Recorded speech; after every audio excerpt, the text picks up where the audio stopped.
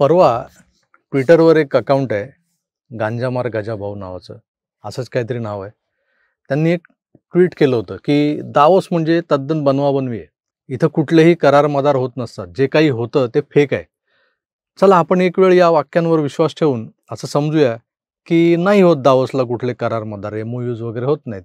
हेही मान्य की दावोस हे 284 चौरस किलोमीटर क्षेत्रफळाचं स्वित्झर्लंडमधलं एक छोटंसं खेड आहे. इथली लोकसंख्या फक्त 10,000 आहे. पण या खेड्यात जेव्हा वर्ल्ड इकॉनॉमिक फोरमसाठी जगभरातून लोक येतात, डेलिगेट्स येतात, तेव्हा त्या खेड्याला एक वेगळंच महत्त्व प्राप्त होतं. आता असाही एक आरोप होतोय की दावोसमधले करार मदार पुढे कार्यान्वित होत नाहीत, ते हवेत विरून जातात.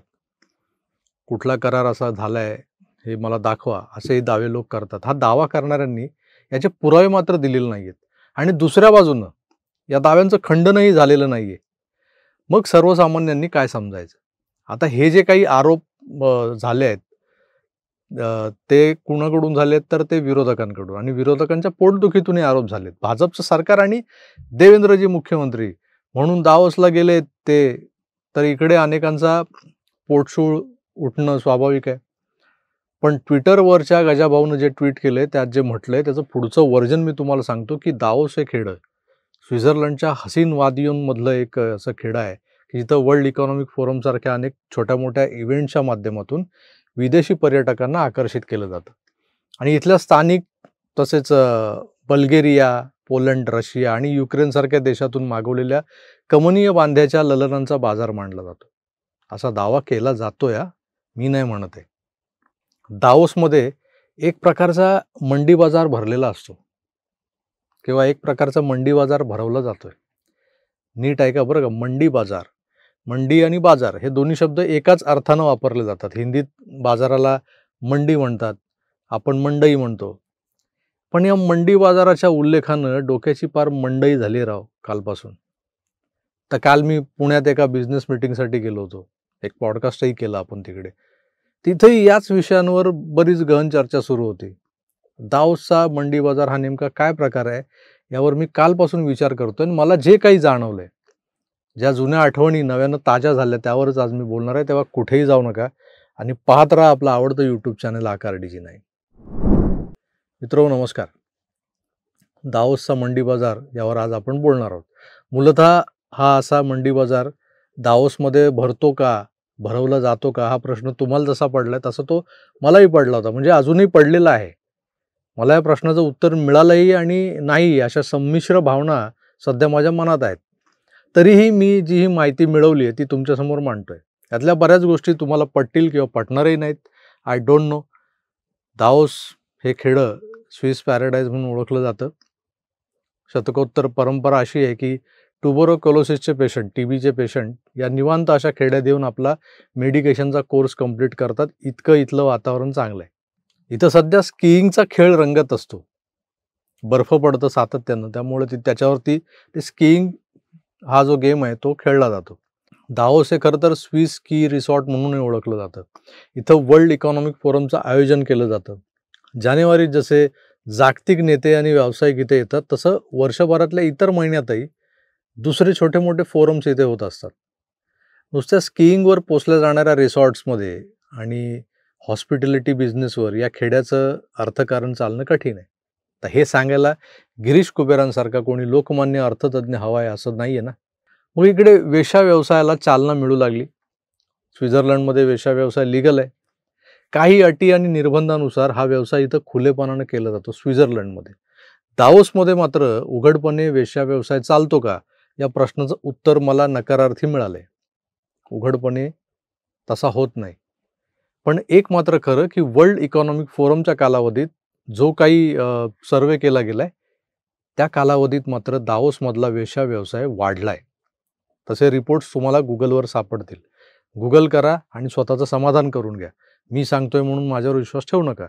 दुसरीकडे दावोसमधल्या हाय प्रोफाईल एस्कॉर्ट सर्व्हिसेस देणाऱ्या स्विस एजन्सीजचा धंदा सध्या तेजीत आहे. याने के दावोस का मंडी बाजार जोर में है.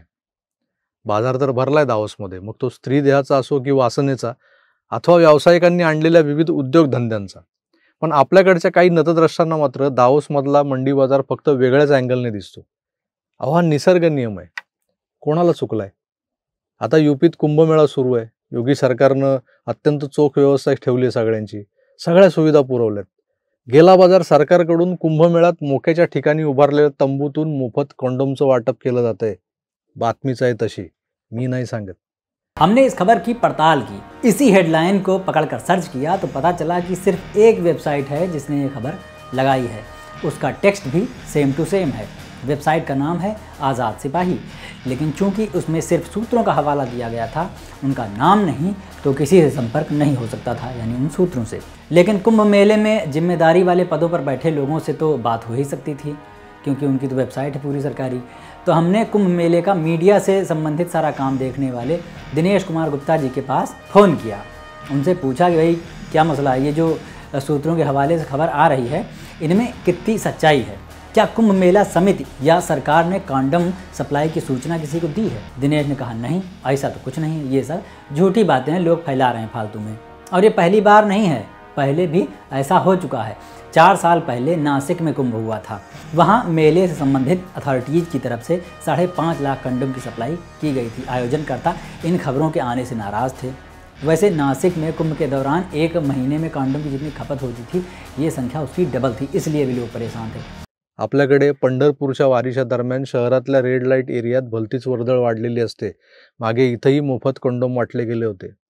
ज्या काळी एड्सची दहशत पसरलेली होती तेव्हा तर कुठल्याही यात्रा, जत्रा, सण, सूद कुठेही सरकारी आरोग्यसेवक मोफत कंडोम वाटत फिरायचे.